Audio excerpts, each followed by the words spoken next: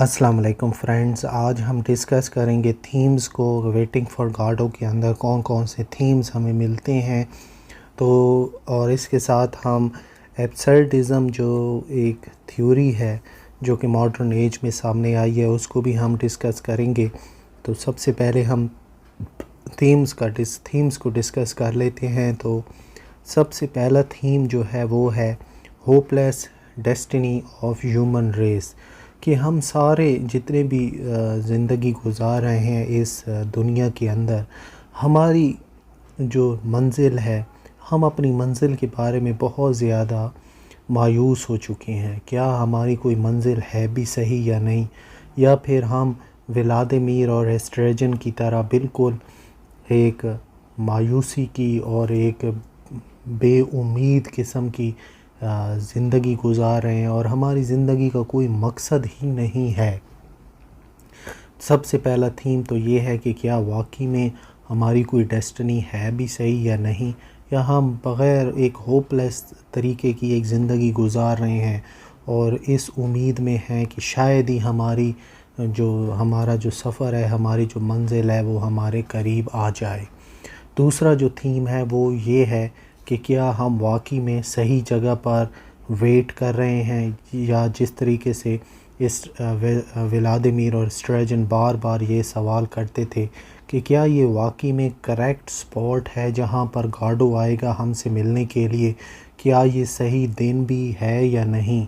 तो ये भी थीम हमें बहुत ज़्यादा मिला है वेटिंग फॉर गार्डो के अंदर, कि हम अपनी ज़िंदगी में ऐसा काम करते हैं, ऐसी जॉब करते हैं या ऐसे काम में अपने आप को मशगूल रखा हुआ है, और हम सारी ज़िंदगी यही सवाल करते रहते हैं कि क्या हम बने ही इसी काम के लिए थे, या हमारे अंदर कोई और टैलेंट भी था जो कि हम उसको बिल्कुल ही पीछे अपने बैक पे डालकर हम एक पागलों की तरह, अंधों की तरह हम एक ऐसा काम कर रहे हैं जो हमें पसंद ही नहीं है।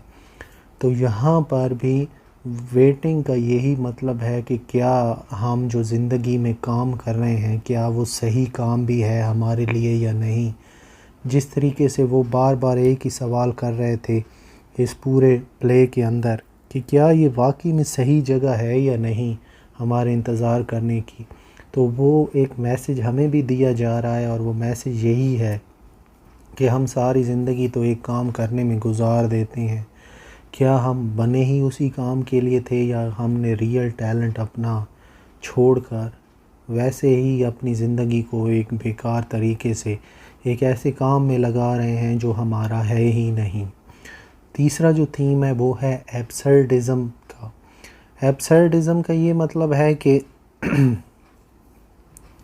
एक ऐसा बिलीफ, एक ऐसा ख़याल कि ये जो दुनिया है ये इर्रेशनल है और मीनिंगलेस है, और लिटरेचर में इसका ये मतलब है कि एक ऐसे तजर्बात किरदारों के जो कि अपनी ज़िंदगी में कोई मकसद, जिनका अभी तक उनको कोई मकसद मिला ही नहीं है, या एक ऐसे एक्शंस या इवेंट्स एक इंसान की ज़िंदगी में होते हैं जिनका कोई मकसद ही नहीं है, जिनका कोई मकसद ही एक किरदार को नहीं मिलता।